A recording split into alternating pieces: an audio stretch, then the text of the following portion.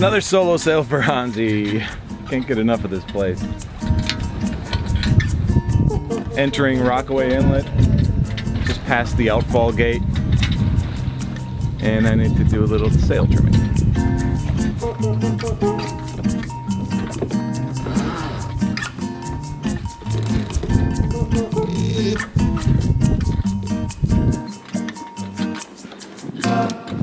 I tuned the shrouds and seems to be performing much better. Granted, it's light-ish right now, but I was able to point really well. There wasn't as much leeway. I don't know if that's a thing. I'd like to talk to some other sailors about, or you know, some riggers about that. Like, does shroud tension, does the mast, the rig affect leeway? It's interesting. Oh, there are some breakers on Breezy Shoal.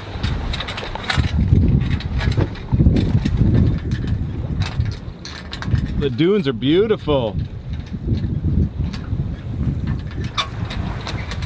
Breezy Point light.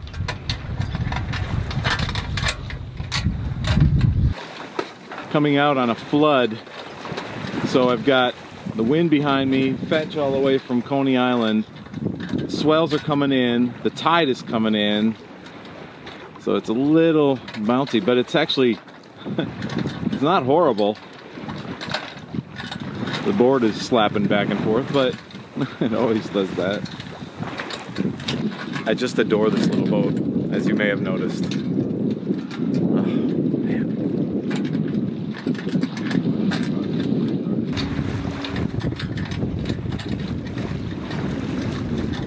Oh, phenomenal!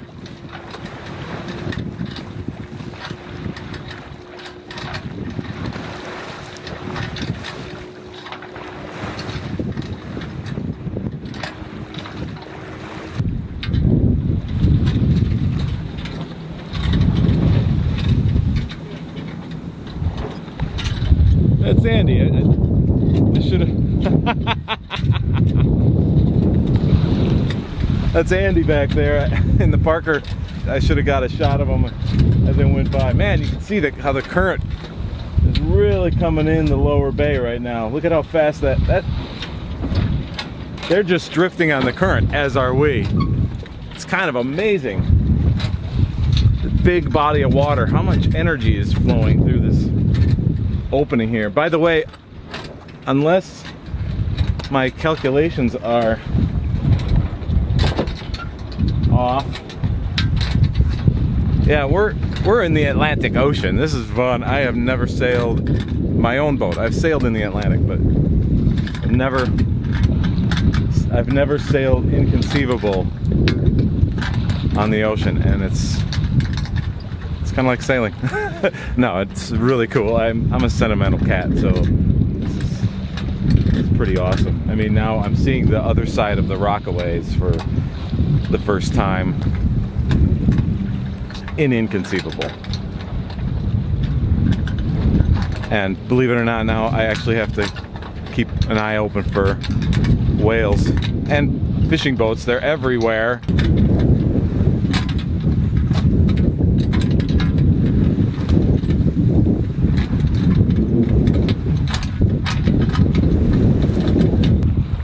I'm up to 4 knots. I think I've gotten out of some of the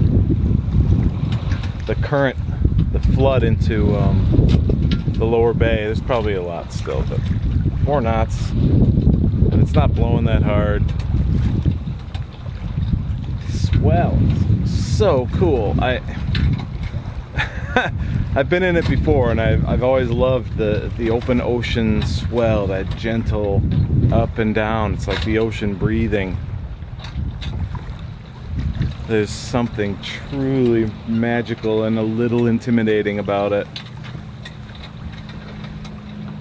I know in conditions like this, it's just like, well, everything's fine. It can turn, right? But for the time being, it's absolutely beautiful. Oh, gotta watch my compass. I don't have the frame of reference that I have when I'm sailing coastal waters. You know, right now I'm basically aiming, I'm at 90 degrees magnetic, so I see ocean, and I don't have any landmarks to use to set a course. And I guess that's why mariners have the compass. That's amazing. But rarely have I actually ever had to rely on a compass. I've used the compass, you know. I'd like pick a course and I try to keep to it, but then I can see markers, I can see buildings and trees and the coast. Now I can't.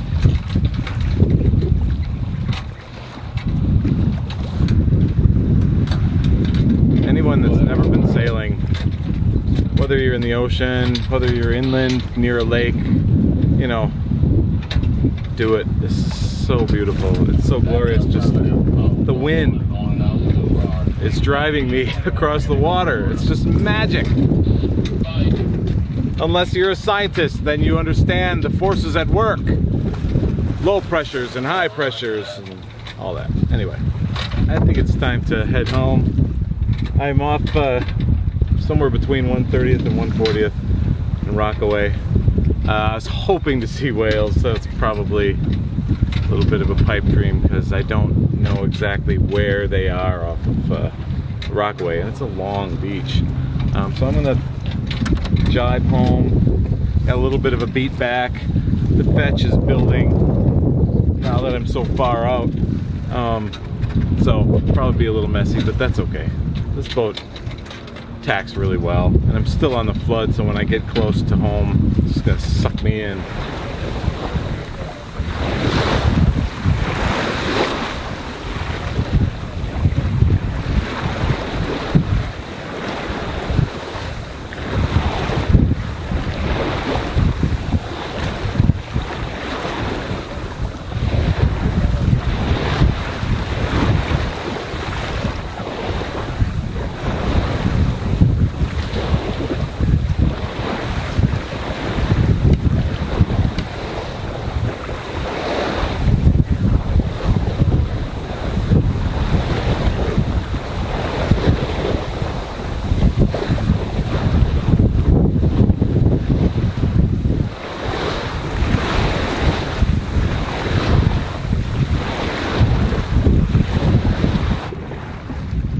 The American Princess.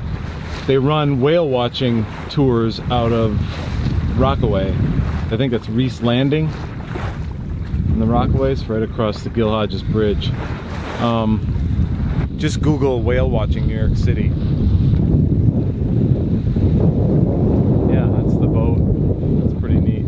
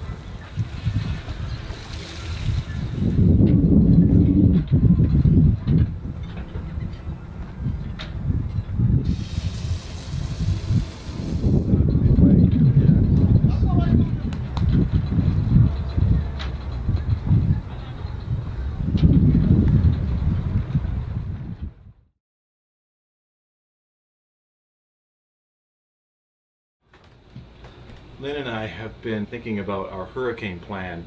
I know all the sailors out there have seen images on social media and the news showing hurricane holes, like Tortola is a really good example. So hurricane preparedness is a thing. New York, obviously, with Sandy just a few years ago, is not immune to the hurricane danger. So we've been thinking about what our plan is. So I've lived through think there were 3 hurricanes in quick succession up the Pamlico Sound when I was working in a marina. North Carolina. So it was like, I can't remember if it was 2 in one year and then 1 the next year. We helped everyone at the marina get their boats around. We see these images and it's hurricane season and they're starting to bend our way, and we have to think about our plan. We thought about it last year. We were in City Island in the Sound, and City Island weathered Sandy much better than the South Shore of Long Island. Marinas down there did, because they bore the brunt of the storm surge. Whereas up in the Sound, there was a storm surge, but for instance, Miniford, no boats lost. I don't even know. The minimal damage is what I heard. The docks handled it. Where we bought the boat in Stamford, on the East Branch in Stamford, there's a hurricane barrier to block the storm surge. It's like 20 feet high or something like that. Our marina was behind that, so we were like, oh, that's cool. In case of a hurricane, you're stuck. And they let boats in, so the marinas up the East Branch behind the hurricane barrier, like, bring your boats in, and they packed them in the East Branch all the way up to the bridge in Stamford, and no boats were damaged in Hurricane Sandy.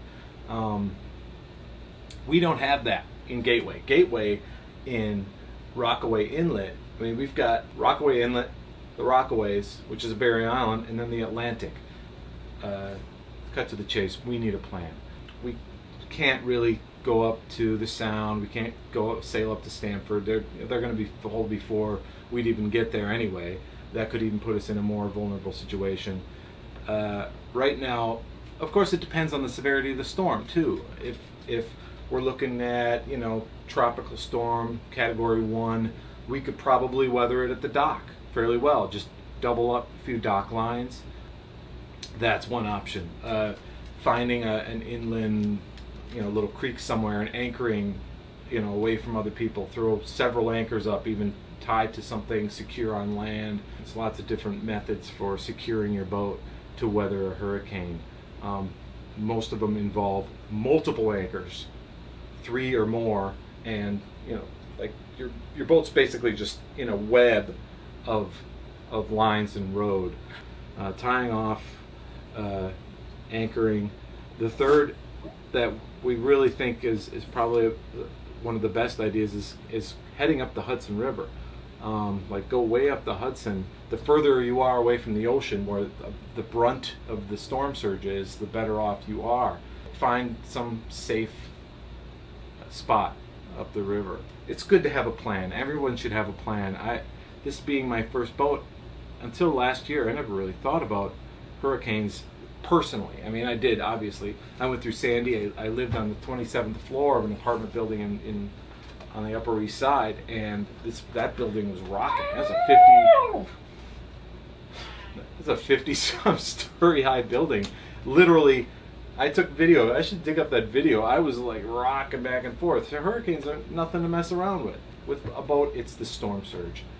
So we're just making plans. If anybody else has any recommendations, questions, whatever, you know, share them in the comments section. I like to talk about these things. If anybody's got any stories, like what they've gone through, or somebody they know have gone through, it's good that we all share this information, because the knowledge is power. Anyway, just thought I'd throw that in there. Let's get back to sailing, or maybe the beach. Let's go to the beach. Maximilian, Maximus, Maximum Dog. We're biking over the Gil Hodges Marine Parkway Bridge over Rockaway Inlet. Now where do we go?